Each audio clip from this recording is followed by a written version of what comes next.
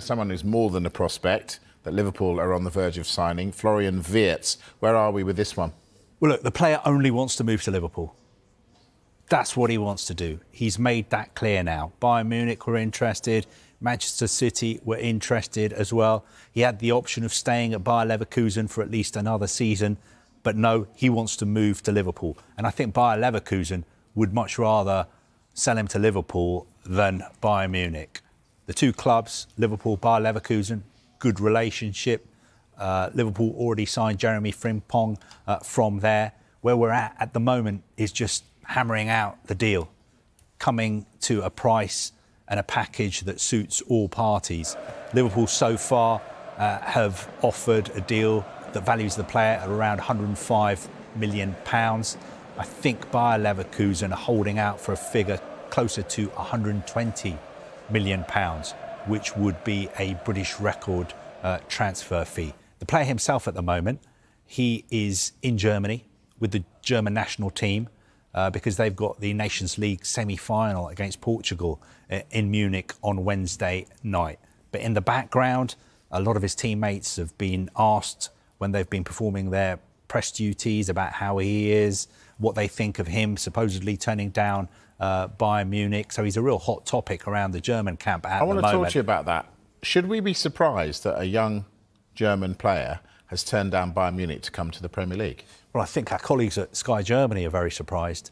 If you speak to any of them or if you listen to their broadcasts or read what they write, they feel that the player would have been better suited to moving to Bayern Munich for 3 or 4, 5 years, continuing his physical development and then moving to the Premier League.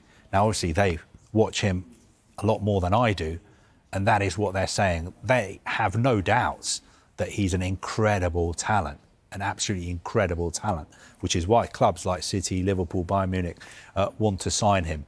But they just feel that maybe physically the Premier League will be a daunting challenge for him. But having said that, he's such a good player that most people would say he's going to have a massive impact in the Premier League next season when he completes his move to Liverpool. Let's stay with Liverpool. Luis Diaz, on his way out? Not necessarily. I think his advisors are going to have contract extension talks with Liverpool. But depending on the amount of business that Liverpool do, and it looks like they're going to do quite a lot of targeted business, then players will be leaving. So potentially, do they call time on his career at Anfield? He's got 2 years left on his contract. So you'd think either he needs to sign a new contract or now could be a good time to sell him. Barcelona have a long-standing interest in him. Clubs in the Saudi Pro League are interested in signing him as well.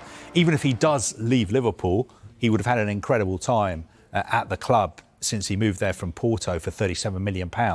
He's basically won every trophy there is. I think probably the player would like to stay. I mean, you don't want to be leaving Liverpool at the moment, but it's the football business, so we just have to wait and see what happens. Is Ben Doak leaving Liverpool at the moment, Darmesh? Well, this is interesting, actually, because Everton, of all clubs, want to sign the Liverpool winger Ben Doak. He impressed quite a lot last season on loan at Middlesbrough, so much so that last January, Ipswich and Crystal Palace were trying to sign him either on loan or on a permanent basis. But Liverpool decided, because he'd done so well at Middlesbrough, they thought his development was best served by staying at the Riverside until the end of the season, coming back to Liverpool, and then maybe fighting for a first-team spot in the Liverpool squad over pre-season. So it'll be interesting to see how this one develops because, I mean, they don't often do business, the two Merseyside clubs. But I've just had a look at a list. It's still quite lengthy, the number of players who have played for both. Carve, it's probably a quiz question. Gary Ablett? Gary Ablett is one. Abel Xavier, Nick Barmby, Peter Beardsley. Yeah. We could go on. You've been on Wikipedia? Yes. Fair enough. Yeah. That won't help me with this. Florian Kelleher, how close to moving? Right, so if you go back to last summer, first of all, Liverpool were pretty quiet in the transfer market. They only signed one player who was going to join that season, and that was Federico Chiesa. He hardly played last season, but they also made another signing under the radar a little bit, Georgi Mamadishvili, the Georgian goalkeeper from Valencia, but then sent him back to Valencia on loan because I had Alisson and Florian Kelleher on their books. Now he's going to be with the Liverpool squad from this pre-season. Kelleher probably thinks after, playing quite a number of games last season and contributing to Liverpool's title, Premier League title win last season, he probably thinks, I need to be a number one in my own right now. And it looks like it will be the case, and it will be the case at a Premier League club in Brentford. I think Brentford are going to pay a guaranteed fee of £12.5 million for Kelleher. That could raise to £18 million, depending on performance-related add-ons. We think that he's been having a medical at Brentford today, so it is really, really quite well advanced. People will say, well, Brentford have already got a number one goalkeeper, Mark Flecken. Well, not for much longer, because he's been having a medical with Bayer Leverkusen, Erik ten Hag's Bayer Leverkusen today. He's 31 years old. Leverkusen are going to pay £11 million for him. So Brentford losing Flecken, gaining Kelleher, and then Liverpool will get Mamadishvili to challenge Alisson for that number one spot next season. Liverpool, possibly then, Kelleher, Doak, Luis Diaz going out. Shouldn't you strengthen, not weaken, after you're at the top of the table? I think Liverpool are going to have a stronger squad next season than they had last season. They're going to get Frimpong, they'll get Wirtz, they may sign another forward leaving as well. Milos Kerkez as well is a top target from Bournemouth. Don't forget that last summer they did very little business.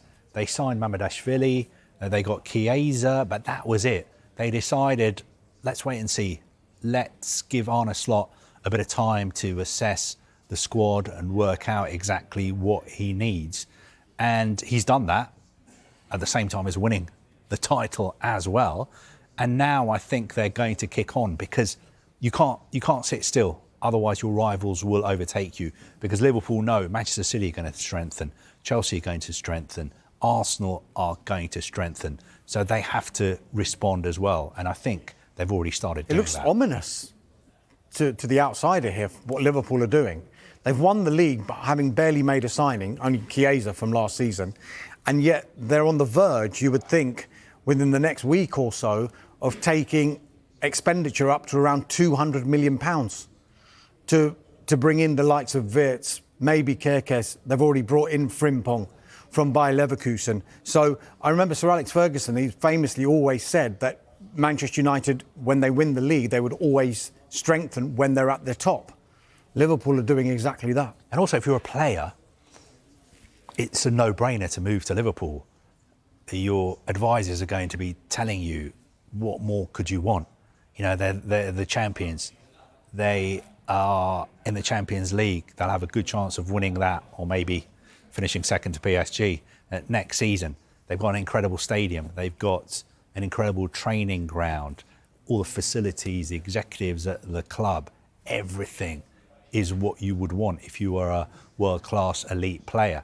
And that is, I think, another one of the reasons why these players are almost queuing up to move to Liverpool at the moment. Because bear in mind, some of these top players have lots of different clubs that they can choose from, and they will be looking at everything, all these different considerations before they decide where they want to move. And at the moment, Liverpool is ticking every box for these players. OK, all right, we're going to take a break. When we come... Ya saltan 1K y el Barrio. Es determinante cuánto daño puede hacer el conjunto de 1K, sobre todo con Granero en esas primeras de cambio en la salida de escalera. Así que esa parte del partido va a ser absolutamente clave para el equipo de Iker Casillas. Por cierto, felicitar porque ha venido una buena afición de 1K. Tiene la pelota, Gerard Noya encara, sigue Noya, Noya dispara, Arnalot. 80 paradas ya para Arnalot. Silvidal ataca desde la derecha el número 9. Silvidal con el centro, buena pelota, Arché, con la rodilla le pegó. Pues es el que desatasca un poco el partido, ¿no? Con centros, ojo ahí, se golpeó, el remate, ¡gol! ¡Mar Valiente! ¡Gol!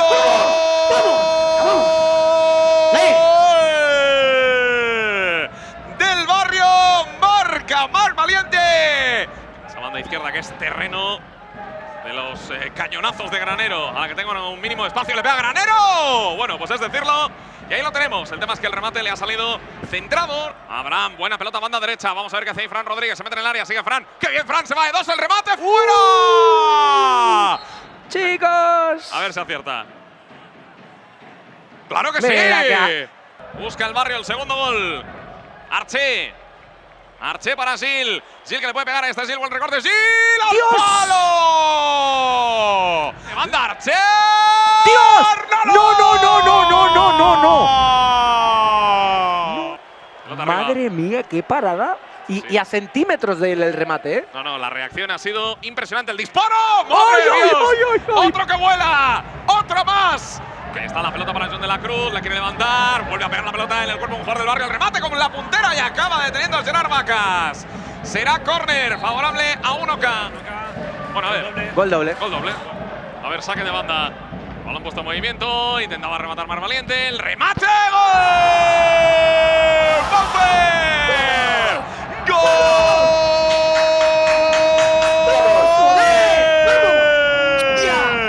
¡Del Barrio! ¡Le pegó con el alma! ¡Bauer! Y es… ¡Penalti ¡Madre normal! mía lo de los penaltis! ¡Penalti normal! Y el que quiere hacer el 0-3 es el número 4, pega valiente. ¡Vaya cañón! ¡Gol!